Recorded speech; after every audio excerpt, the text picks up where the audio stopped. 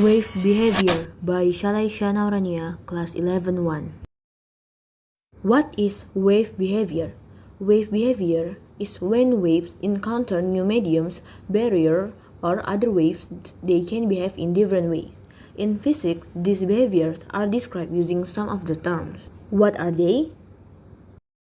The first one is reflection, second is refraction, and then diffraction. After that, we're going to talk about interference. Interference are divided into two types, constructive and destructive.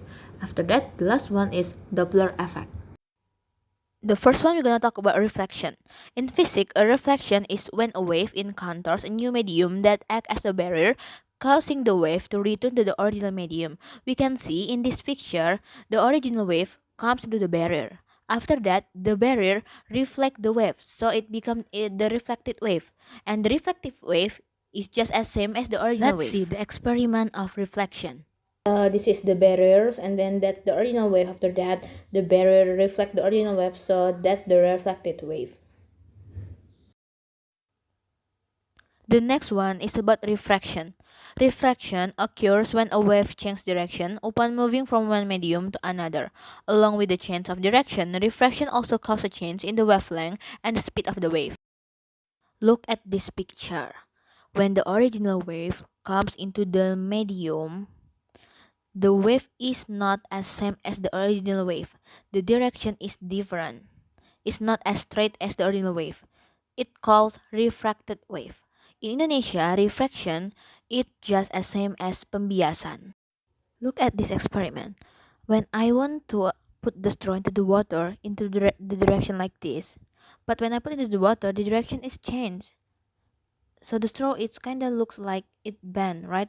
Or we can say it seperti kelihatan bengkok, tidak lurus dengan yang arah aslinya. The third is diffraction. Diffraction occurs when a wave stays in the same medium but bends around an obstacle. Look at this picture. When waves encounter an obstacle or pass through an opening, they will bend around.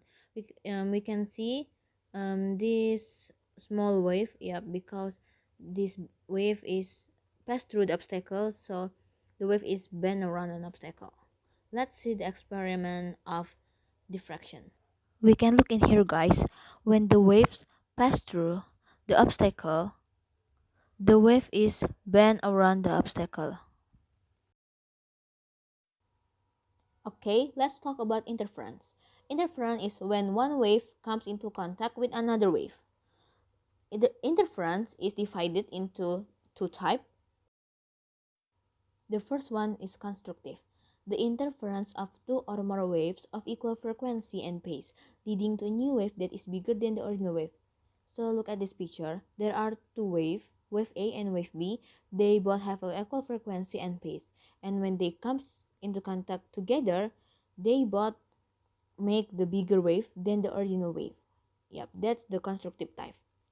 Destructive. In destructive interference, the crest of one wave meets the true of another and the result is a lower total amplitude. There are two waves, wave A and wave B. The difference from the constructive type are they don't have a same frequency and pace. So they don't make the bigger wave than the original wave. Or even they don't make wave at all. Yep, zero wave. That's the destructive type. Let's watch the experiment of interference. This is the destructive interference because they don't have a same pace, so the wave is not bigger than the original wave. But when I put the straw together, they make a bigger wave, like both wave comes together. That's the constructive type. Let's move on into the last behavior, the Doppler effect. The Doppler effect refers to the change in wave frequency during the relative motion between a wave source and its observer. Look at the example. In the first picture, when the sound source is moving toward the observer, the wavefronts are observed to be closer to one another, which makes the observed wavelength smaller and therefore the observed frequency larger, and therefore we hear a higher pitch. But in the second picture, when the sound source is away from the observer, the wavefronts are observed to be farther from one another, which makes the observed wavelength larger and therefore the observed frequency smaller, and therefore we hear a lower pitch. Look at this video about how the Doppler effect works.